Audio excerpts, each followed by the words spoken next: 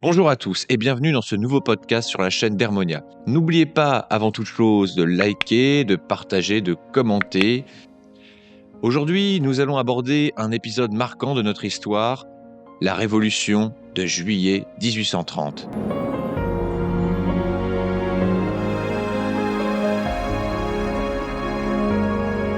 Cette révolution va inspirer des écrivains comme Victor Hugo avec son ouvrage « Les Misérables ».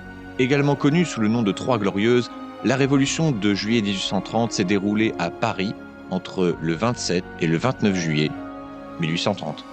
Elle représente pour l'histoire de France un moment clé, un moment de bascule, un tournant décisif, puisqu'en effet, elle met en lumière les fortes tensions qui pouvaient exister entre les forces conservatrices et les forces libérales de l'échiquier politique de l'époque. Tout d'abord, il est intéressant de recontextualiser un petit peu afin de mieux comprendre les raisons qui ont conduit à cette révolution. Un retour à l'époque napoléonienne est nécessaire.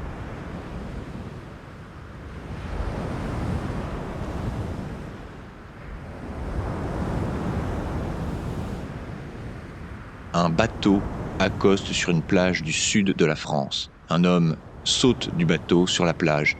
Il scrute l'horizon. Il retrouve le chemin de sa destinée. La rumeur de cette arrivée se répand comme une traînée de poudre à travers la France. À Paris, l'entourage du roi Louis XVIII tremble. Personne n'ose tenir le roi au courant de la terrible nouvelle. Un conseiller finit par approcher Louis XVIII et lui dit « Sire, Napoléon a débarqué ». Le gros roi Louis blêmit, et ça rime.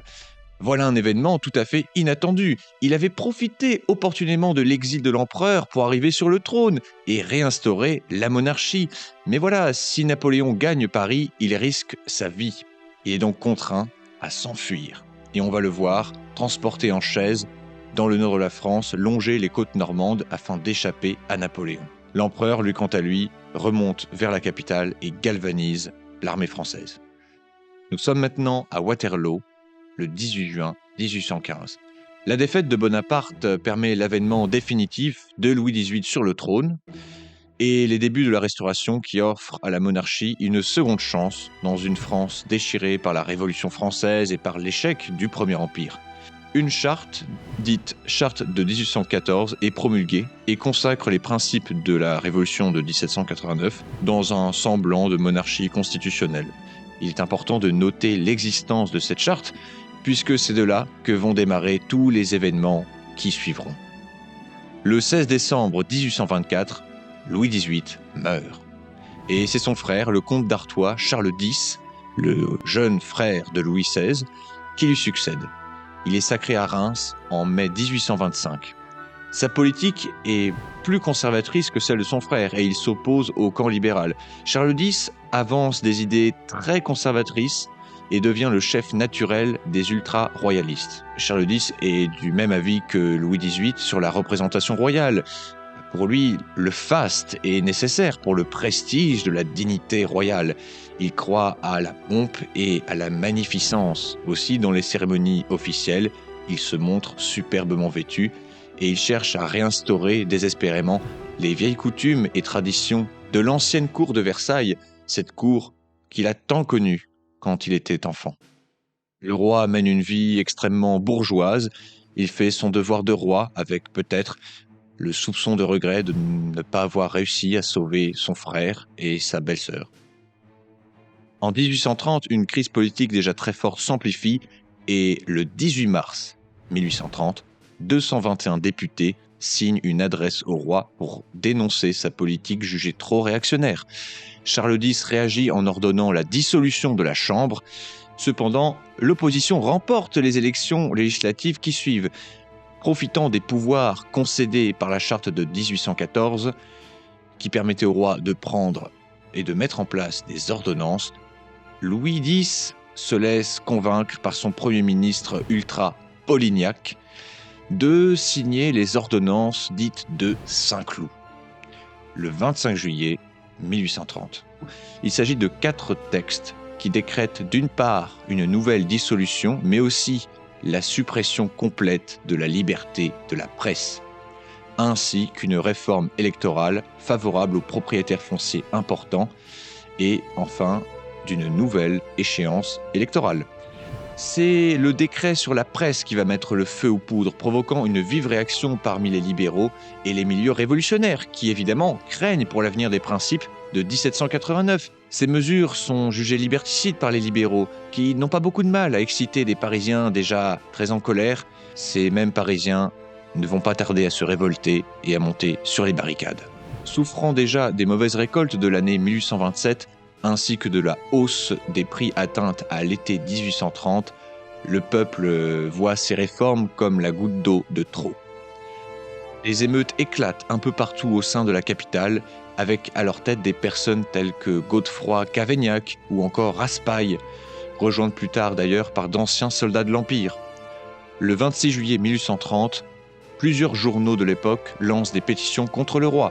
De leur côté, les ouvriers typographes agitent les milieux ouvriers parisiens, déjà excédés par le prétendu manque de liberté. Une foule d'émeutiers se forme alors, constituée par des employés, des ouvriers et des étudiants. Le 27 juillet 1830, le mouvement devient une réelle insurrection avec la levée en masse des quartiers populaires de l'Est et du Nord-Est parisien. Ces derniers descendent dans les rues pour protester contre les ordonnances. Et dans la nuit du 27 au 28 juillet, ils érigent des barricades, hissent le drapeau tricolore et affrontent les forces gouvernementales. L'Arsenal et la poudrerie de la Salpêtrière sont pris pour cible. Auguste de Marmont, précédemment nommé chef de l'armée de Paris, tente de prendre des décisions, mais il n'est pas écouté. En effet, cet homme a la fâcheuse réputation d'être un traître. Il avait en effet trahi l'empereur en 1814 en passant à l'ennemi. Le lendemain, les insurgés prennent l'hôtel de ville. Le 29 juillet, enfin maître des Tuileries et du Louvre, les émeutiers dominent la capitale. Le maréchal Marmont prend alors le chemin vers Saint-Cloud, où réside actuellement le roi. Un groupe de députés nomme Lafayette, commandant de la garde nationale, remise sur pied. Certains régiments vont se rallier à la cause des révolutionnaires, affaiblissant ainsi le roi Charles X. L'urgence est grande.